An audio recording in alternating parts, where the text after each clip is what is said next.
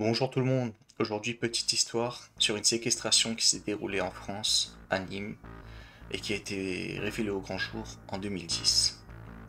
L'affaire se déroule dans une maison isolée dans les périphéries de Nîmes. Pendant plusieurs années, personne ne se doutait de ce qui se passait à l'intérieur de cette maison, qui semblait ordinaire, dans une petite résidence pavillonnaire.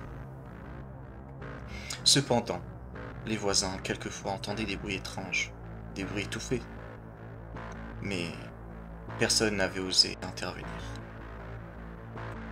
Les victimes de cette histoire étaient deux jeunes filles âgées de 12 et 16 ans, qui vivaient un véritable cauchemar.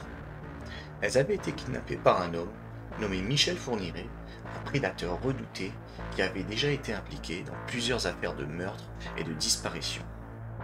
Il les avait séquestrées dans cette maison pendant des années, où il leur faisait des abus physiques, psychologiques et sexuels. Un vrai bâtard.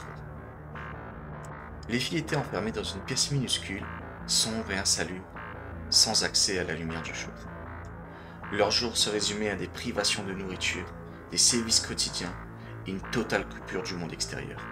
Elles étaient battues, affamées et humiliées sans relâche. Grand manipulateur qu'était Michel Fourniret, il les faisait croire qu'il était le seul au monde à pouvoir les protéger.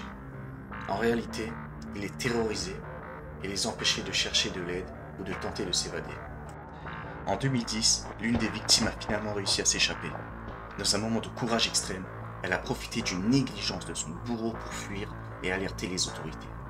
La police est rapidement intervenue et a découvert l'horreur de la situation. À l'arrivée des agents, ils ont retrouvé l'autre jeune fille dans un état de choc, dans une condition physique et mentale effroyable. L'enquête avait révélé que ces filles avaient été enlevées alors qu'elles n'étaient encore que des enfants et qu'elles avaient été tenues captives pendant des années. Michel Fourniret, quant à lui, a été arrêté et jugé pour ses crimes. Il a été condamné à la perpétuité sans possibilité de libération conditionnelle. L'affaire a laissé une empreinte indélébile dans les consciences collectives en France, soulevant des questions sur la surveillance des criminels en liberté et sur le mécanisme de protection des enfants.